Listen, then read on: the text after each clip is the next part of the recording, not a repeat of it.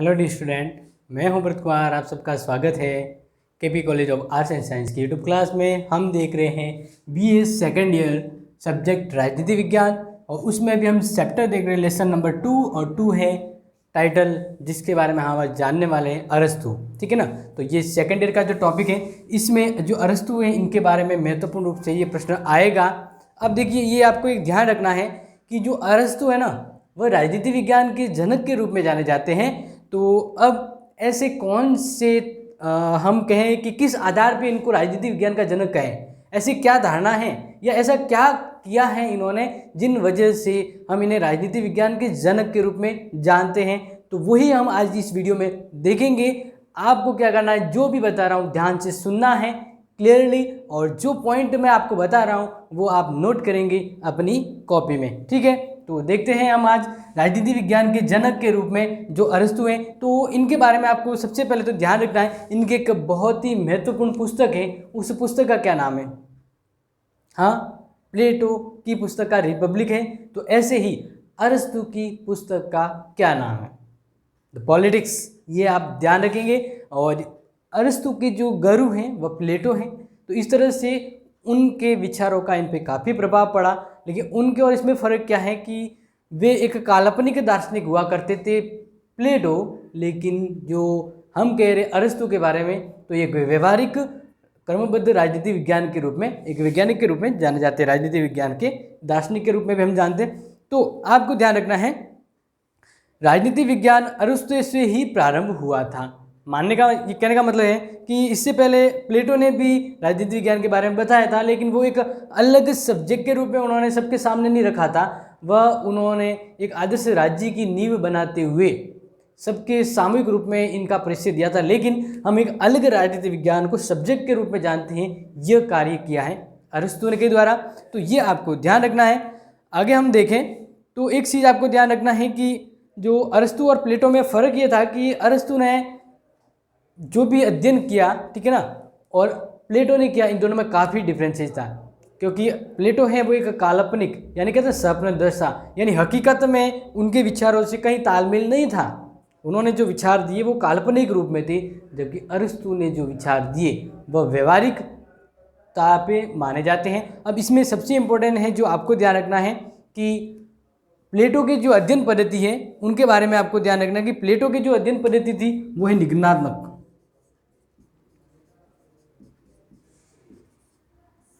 ये प्लेटो, यानी प्लेटो ने जो अपना अध्ययन क्रम रखा है तो वो इस तरह से निगमनात्मक अध्ययन पद्धति थी। अब आपको ये ध्यान रखना है कि अरस्तु के बारे में पूछा जाता है, तो अरस्तु की अध्ययन पद्धति कौन सी है, ये आप जरूर इसको ध्यान रखेंगे। यहाँ पे जैसे ही आपके सामने मैं आते ही एक पॉइंट बता दूंगा कि इनके अध्ययन क्षेत्र में काफ़ी हमें यथार्थ रूप में और व्यवहारिकता के रूप में जो जानकारी हमारे सामने आती है। तो ओवरऑल अगर कहूँ, विज्ञान किसे कहते हैं? किसी भी वस्तु का क्रमबद्ध व्यवस्थित रूप में अध्ययन होता है वो विज्ञान की श्रेणी में आता है। तो अरस्तु ने राजनीति विज्ञान को एक अलग रूप में क्रमबद्ध और व्यवहारिकता के साथ प्रस्तुत किया, इसलिए इसको वैज्ञानिक भी कहा गया। और इसकी जो शुरुआत है वो अरस्तु के समय हुई। तो इनके पॉइंट हम देखेंगे, यानी ऐसे कौन से पॉइंट हैं जिनके आधार पे हम कहें कि हाँ भाई ये बिल्कुल सही है कि अरस्तु ही राजनीति विज्ञान का जनक है। तो पॉइंट टू पॉइंट हम जानेंगे। तो पहला है विषय के प्रति वैज्ञानिक दृष्टिकोण।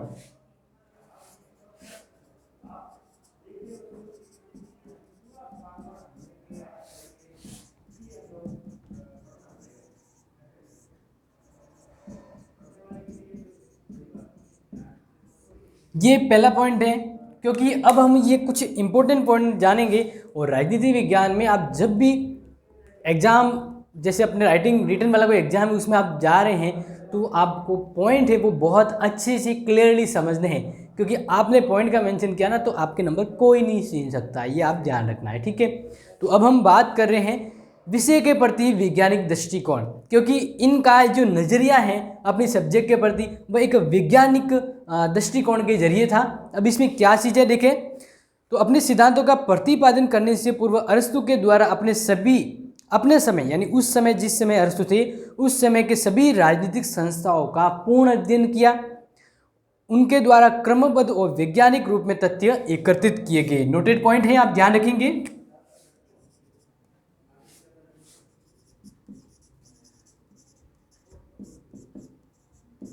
क्रमबद्ध ये बहुत इंपॉर्टेंट है, क्योंकि किसी भी श्रेणी को हम अगर यानी किसी भी अध्ययन क्षेत्र में जा रहे हैं तो उसका क्रमबद्ध हम अध्ययन करते हैं तो वो काफी हद तक हमारे लिए सहायक होता है।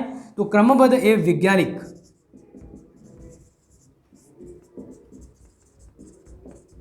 तो ये एक पॉइंट था जिस वजह से वो राजनीति विज्ञान को एक सही रूप में, सही मायने में सबके सामने ला सके। और ऐसा अध्ययन उन्होंने किसमें किया था, तो आपको पता होगा अरस्तु की पुस्तक पॉलिटिक्स। अब पॉलिटिक्स की रचना से पूर्व आप ध्यान रखना है, अरस्तु ने ऐसे ही पुस्तक नहीं लिखी, बहुत महत्वपूर्ण शोध अध्ययन के उपरांत लिखा है। तो ये माना जाता है कि अरस्तु ने पॉलिटिक्स जो बुक है इसकी, उसको लिखने से पहले अरस्तु ने विश्व के लगभग बहुत सारे देशों का संविधान होता है ना, उसका अध्ययन किया। तो यहाँ पे एक आंकड़ा दिया हुआ है 158 संविधानों, ये आप ध्यान रखना है। यानी अरस्तु ने द पॉलिटिक्स पुस्तक लिखने से पहले लगभग विश्व के बहुत सारे संविधान, माने तो 158 संविधानों का अध्ययन किया। उसके बाद उसने अपनी पुस्तक में व्यवस्थित रूप में इसके बारे में लिखा है। तो ये एक क्रमबद्ध और वैज्ञानिक अध्ययन है, वो इन्होंने बढ़ावा दिया। इस तरह से ये राजनीति विज्ञान में इन्होंने ये शुरुआत की। तो हम ये जानते हैं, और उनका जो विषय था उसके प्रति इनका दृष्टिकोण कैसा था, वैज्ञानिक दृष्टिकोण था। ठीक है, आगे हम देखें तो इनके बारे में ये कहा जाता है कि उसे यूनानी जगत की राजनीतिक संस्थाओं का ज्ञान कोश समझा जाता है। जो पॉलिटिक्स की पुस्तक है उनका अध्ययन स्वयं, अब यहाँ पे ध्यान रख रहे हैं, जो उनका जो अध्ययन था ना, उनका अध्ययन स्वयं द्वारा संग्रहित तथ्यों पर आधारित होने के कारण प्रथम वैज्ञानिक विचारक कहा जाता है। वापिस दोहरा रहा हूँ, लाइन ध्यान रखेंगे। यहाँ पे कह रहे हैं कि उनका जो अध्ययन है वो सेल्फ यानी खुद अपने आप ही कुछ तथ्यों के ऊपर निष्कर्ष किया, उसका सारांश निकाला। तो इस तरह से संग्रहित तथ्यों पर आधारित होने के कारण स्वयं के द्वारा जो तथ्य फैक्ट खोजे गए उनके आधार पर इनका जो अध्ययन था, इस वजह से उन्हें प्रथम वैज्ञानिक कहा जाता है। और वैज्ञानिक विचारक, ठीक है ना, साइंटिस्ट नहीं, यहाँ पे वैज्ञानिक विचारक के तौर पे आ रहा है। अब दूसरा पॉइंट जो हम यहाँ पे देख रहे हैं, और ये आपको जानना जरूरी है, क्योंकि हम यहाँ पे देख रहे हैं कि क्यों हम राजनीति विज्ञान के जनक के रूप में अरस्तु को जानते पहचानते हैं। तो दूसरा पॉइंट है राजनीति विज्ञान को स्वतंत्र विज्ञान का स्वरूप प्रदान करना।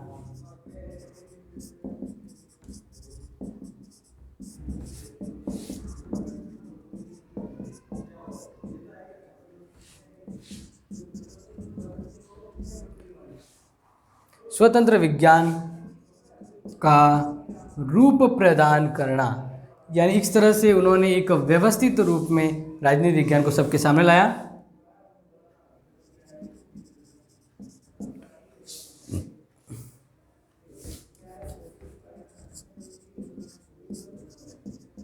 ओके, तो दूसरा पॉइंट है और इसको हम समझेंगे। तो ध्यान रखना है राजनीति विज्ञान को स्वतंत्र विज्ञान के रूप में। तो ये पॉइंट इसलिए इंपॉर्टेंट है क्योंकि आपको ध्यान रखना कि इससे पहले प्लेटो थे, प्लेटो ने राजनीति विज्ञान के बारे में समझाया, कुछ विचार दिए, लेकिन एक अलग कि भाई ये राजनीति विज्ञानी है और इसके बारे में ये विचार है जो आपके सामने, ऐसा नहीं कहा। उसने क्या कर दिया, राजनीति विज्ञान को नीति शास्त्र के साथ, अर्थशास्त्र के साथ और एक तरह सामाजिक अध्ययन के रूप में उन्होंने अपने विचार दिए थे, और ये काल्पनिक रूप में थे।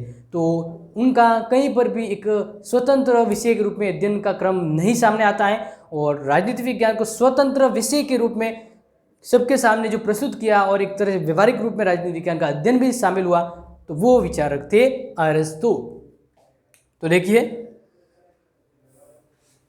प्लेटो ने अपने सिद्धांतों के प्रतिपादन में राजनीति को उचित स्थान या महत्व प्रदान नहीं किया है, और राजनीति का प्रतिपादन करते हुए उनकी दृष्टि नीति पर टिकी हुई थी, राजनीति की पर नहीं।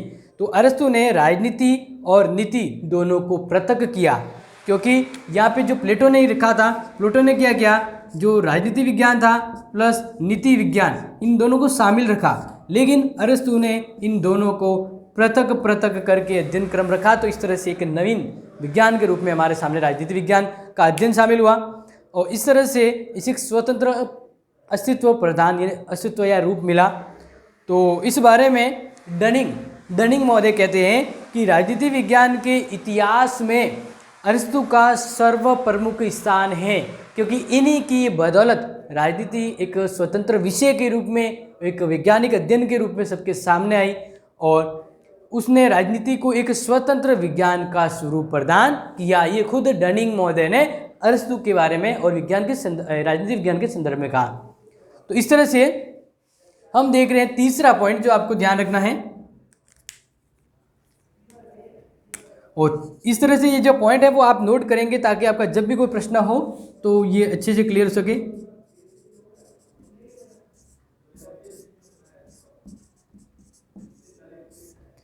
ये पॉइंट आप ध्यान रखना है। यथार्थवादी विचारक, यथार्थवादी यानी एक्चुअल में, रियलिटी में उसको कहते हैं यथार्थवादी, न कि इमेजिनरी, काल्पनिक रूप में। क्योंकि यहाँ पे ये कहने का मतलब ये है कि खुद अरस्तु है वह एक यथार्थवादी विचारक थे, इस बदौलत उन्होंने राजनीति विज्ञान को ये मुकाम हासिल करवाया। अब इससे पहले ऐसा क्यों नहीं हुआ, तो देखिए इससे पहले जैसे मैंने थोड़ा सा बताया था कि अरस्तु प्रथम विचारक हैं जिसने राजनीति पर यथार्थवादी और व्यवहारिक दृष्टिकोण के रूप में अध्ययन को चालू रखा था। तो ये ध्यान रखना कि व्यवहारिक अध्ययन के रूप में, तो यहाँ पे यही बात सामने आ रही है कि उन्होंने राजनीति विज्ञान को यथार्थवादी और व्यवहारिक दृष्टिकोण के रूप में सबके सामने लाया।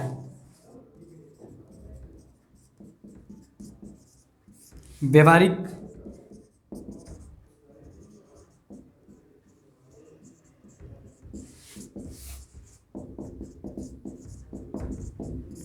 ठीक है ना, ये चीज़ इंपॉर्टेंट इसलिए है क्योंकि प्लेटो हैं, उन्होंने राजनीति विज्ञान के रूप में काल्पनिक विचार दिए हैं जो इस तरह से हम वास्तविक नहीं मान सकते, एक धरातल पर उसका कोई अस्तित्व नहीं हो सकता है। तो इस तरह से जब प्लेटो ने इनकी कमियों को दूर निकालते हुए अपने विचारों को धरातल पर वास्तविकता के रूप में प्रस्तुत किया और वे विचार रखे जो वास्तविक में एक यथार्थवादी और व्यवहारिक रूप में कामयाब रहते विचार। तो इन्हीं वजह से यानी अरस्तु के जो विचार थे वो काफ़ी रियलिटिक थे। तो अब इनके बारे में और देखिए कि उनका एक अपूर्व गुण था संयम और संतुलन। उन्होंने सदैव ही अतिशयोक्ति से बचते हुए मध्यम मार्ग का अनुसरण किया। ये बेस्ट चीज़ है जो आप ध्यान रखना है, क्योंकि कभी भी कोई विचारक होता है ना, जब वो अपने आप पर ईगो करने लग जाता है तो वह कुछ अपनी मूलभूत बातों से अलग हटकर कुछ विचार दे देता है जो अतिशयोक्तिपूर्ण यानी कुछ वास्तविकता से बहुत अधिक और झुकना देने वाले होते हैं। तो अरस्तु ने हमेशा ध्यान रखा, भले कितना ही वह सफल हुआ हो, लेकिन अपनी जो धरातल की जो व्यवस्था है, व्यवहारिकता है, उसको कभी नहीं भूला। यानी उन्होंने हमेशा मध्यम वर्ग या मध्यम मार्ग अपनाया। तो जैसे यहाँ पे कैटलिन महोदय कहते हैं, कैटलिन महोदय ने कहा कि कन्फ्यूशियस जो विचारक है चाइना का, कन्फ्यूशियस के बाद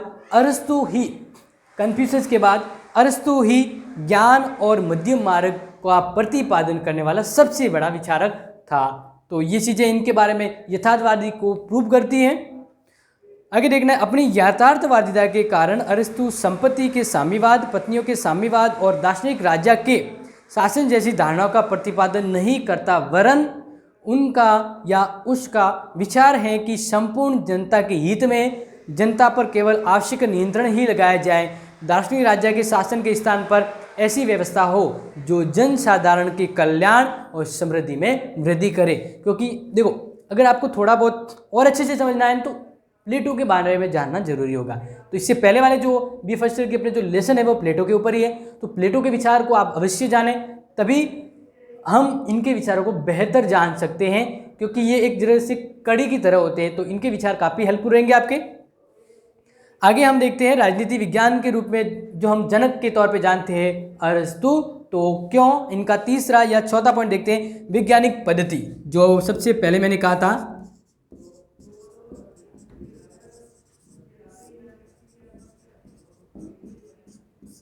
वैज्ञानिक पद्धति। अब इसके बारे में एक चीज आपको ध्यान रखना है, मैंने क्या कहा था, प्लेटो ने कौन सी दिन पद्धति को अपनाया था, निगमनात्मक पद्धति।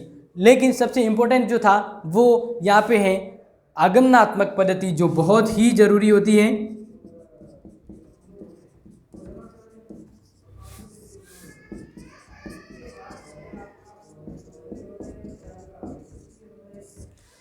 ये आप ध्यान रखेंगे। उनकी जो पद्धति है वो वैज्ञानिक पद्धति, यानी उन्होंने जो अपना अध्ययन क्षेत्र रखा ना वो एक तरह से वैज्ञानिक पद्धति के डिफेंड पे, उस पर आधार पे था, क्योंकि आगमनात्मक पद्धति काफ़ी हद तक वैज्ञानिक पद्धति मानी जाती है। और जिस तरह से हम कोई भी चीज़ के बारे में अध्ययन करना चाहे तो हम कंपैरिजन करते हैं कि भाई, जैसे आपको बताया था कि अरस्तु ने पॉलिटिक्स लिखने से पहले 158 देशों के संविधानों का अध्ययन किया था, तो उसने बहुत सारे संविधानों के बारे में कंपैरिजन किया कि कौन सी बातें हैं वो एक देश के संविधान के लिए ज़रूरी है, कौन सी ज़रूरत नहीं है। तो इस तरह से उन्होंने एक तुलनात्मक अध्ययन भी किया था। तो अरस्तु के जो अध्ययन पद्धति है वह उसको एक राजनीतिक वैज्ञानिक विचारक के रूप में प्रस्तुत करती है। तो इन्हीं अध्ययन पद्धति के तौर पे, इनकी वैज्ञानिक पद्धति के तौर पे हम इन्हें राजनीति विज्ञान का जनक कहते हैं। इनके बारे में थोड़ा और जानिए इस पॉइंट में। तो इस पॉइंट में आप देखना है कि उनके इस शासन व्यवस्था के ऐतिहासिक रूप में विद्वान स्वरूप का अध्ययन करने और संपूर्ण तथ्यों की तुलनात्मक अध्ययन करने के बाद वैज्ञानिक पद्धति अपनाने वाले ये प्रथम विचारक थे। वैज्ञानिक पद्धति इनके द्वारा अपनाई गई थी, सबसे प्रमुख थे, क्योंकि इनका जन्म ईसा के पहले से है, तो बहुत प्रथम विचारक के तौर पर जाने जाते हैं इनको हम। नेक्स्ट देखते हैं हम राजनीति विज्ञान के जनक के रूप में जो हम यहाँ पे प्रूव कर सके नेक्स्ट पॉइंट के साथ। वो पॉइंट नंबर है 5। पॉइंट नंबर 5 कहता है राज्य के पूर्ण सिद्धांत का क्रमबद्ध निरूपण।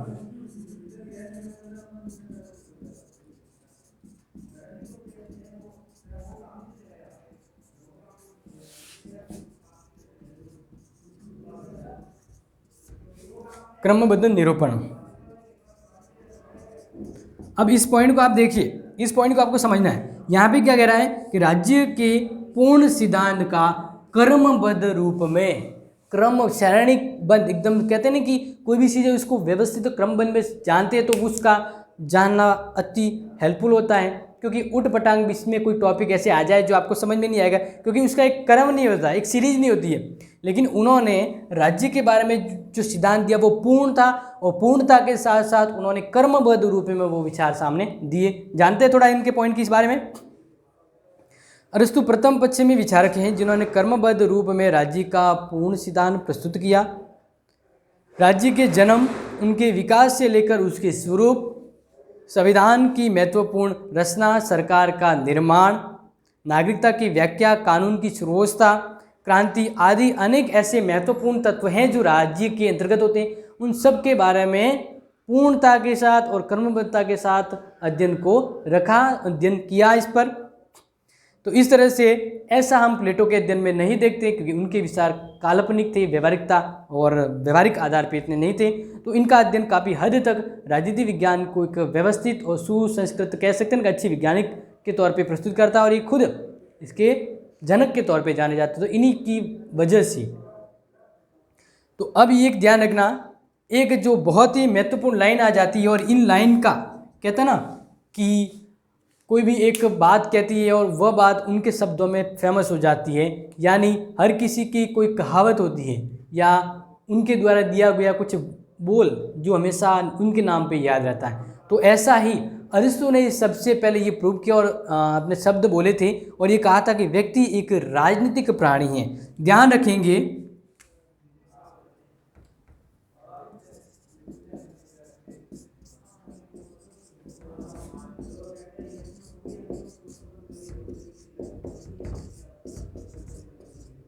व्यक्ति एक राजनीतिक प्राणी है। आप ये बहुत इंपॉर्टेंट लाइन है जो ध्यान रखें, क्योंकि इन्होंने कहा था, हम ये तो जानते हैं कि एक सामाजिक प्राणी है, इस तरह से वो मतलब बहुत सारी चीज़ जानते हैं, लेकिन व्यक्ति को एक राजनीतिक प्राणी के रूप में किन्होंने समझा, और उनकी ये लाइन आज तक सर्वप्रमुख हुई, क्या फेमस हो गई। तो ये लाइन इनकी थी, व्यक्ति एक राजनीति प्राणी है। ठीक है ना, तो ये आप ध्यान रखना है। सॉरी, यहाँ पे राजनीति का लिखना है, जो आप ध्यान रखेंगे राजनीतिक प्राणी है। इस उक्ति की औपचारिक अभिव्यक्ति अरस्तु ने की थी, और यह वाक्य राजनीति के इतिहास में सदा एक स्वयं सिद्ध के रूप में स्वीकार कर लिया गया। राज्य की इतनी पूर्ण व्याख्या प्राचीन और मध्यकाल में शायद ही किसी ने दी होगी जिस तरह से अरस्तु ने दी। नेक्स्ट हम देख रहे हैं पॉइंट 6, और 6 पॉइंट है सरकार के अंगों का निरूपण।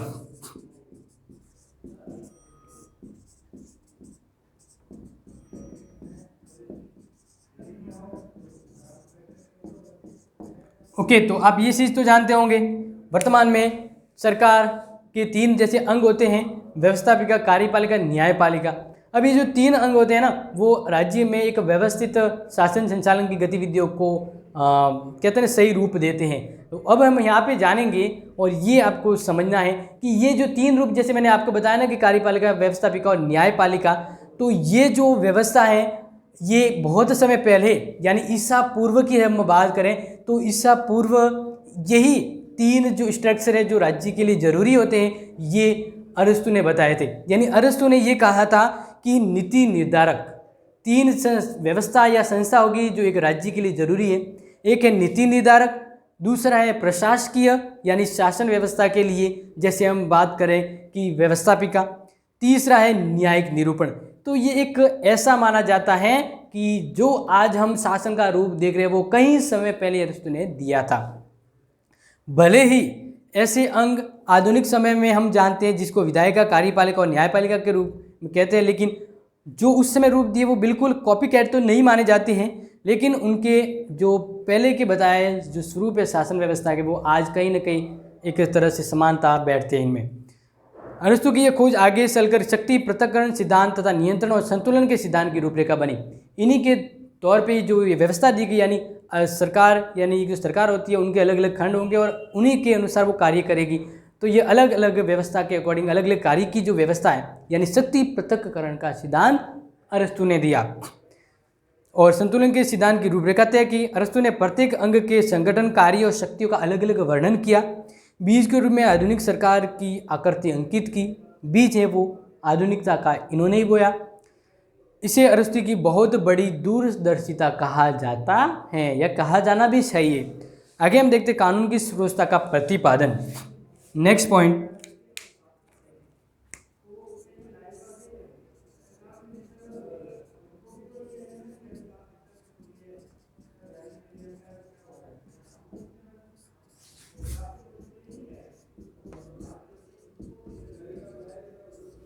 ये आप ध्यान रखिए क्योंकि ये पॉइंट है वो जानना इसलिए ज़रूरी है क्योंकि अरस्तु और प्लेटो के कंपैरिजन के तौर पे आपको ये समझा जाना है।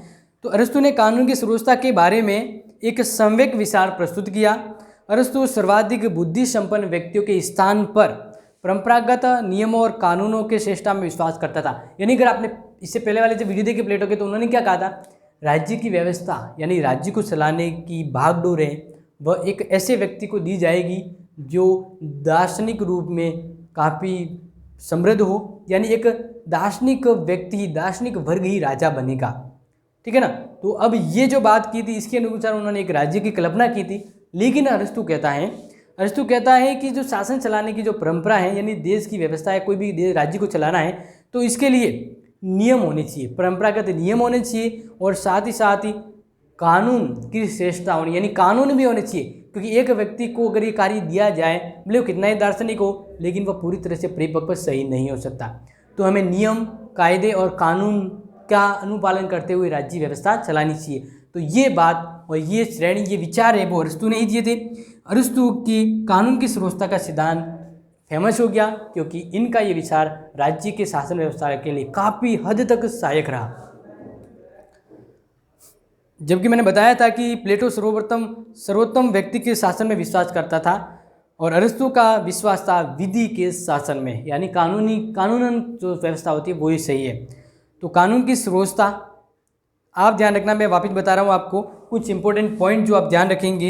ये यहाँ पे है कि अरस्तु को हम किस तरह से राजनीति विज्ञान के जनक के रूप में जाने जाते हैं। तो ये पॉइंट काफ़ी हैं जो आपको मतलब कहते हैं सफिशिएंट कर दे कि हाँ ये विचार राजनीति विज्ञान के जनक के रूप में अरस्तु को प्रूव करते हैं। फिर भी देखिए आगे नेक्स्ट जो बता रहा हूँ कि अरस्तु के इन वजह से उन्होंने एक विचार तो ये था कि उन्होंने कानून की व्यवस्था पर ध्यान दिया, कानून को सबसे सर्वोच्च माना और ये बहुत ज़रूरी भी है। इसके साथ संवैधानिक शासन की वाच्यता में, यानी दूसरा किसी भी देश का जो संविधान होता है, संविधान में विश्वास को बढ़ावा दिया गया और ये राजनीति विज्ञान और राज्य के दोनों के लिए सहायक होता है। इसके साथ साथ उनकी कुछ ऐसी धारणाएं थी जो राजनीति विज्ञान के लिए और उनके विचारों में काफ़ी हद तक सही रही। इन्हीं के आधार पर इन्हें संविधानवाद का जनक भी कहा जाता है। तीसरा जो हमें बताइए ना कि प्रमुख धारणाएं, जो फेमस होगी। अब ये जो 3 बात है, इन 3 बातों के कारण अरस्तु को संविधानवाद का जनक भी कहा जाता है। ओके, तो ये भी आपका क्लियर हो गया होगा। संविधानवाद का जनक क्यों कहा जाता है? क्योंकि अरस्तु ने कानून को शुरूआत दी राज्य में, संविधान में विश्वास और संविधान के ऊपर विश्वास की वजह से राज्य की व्यवस्था पनपेगी, ये जोड़ दिया। और कुछ ऐसी प्रमुख धारणाएं उन्होंने समझाई या राज्य के सामने रखी जो एक तरह से संविधानवाद को बढ़ावा देती है, और इन्हीं को संविधानवाद का जनक कहा जाता है।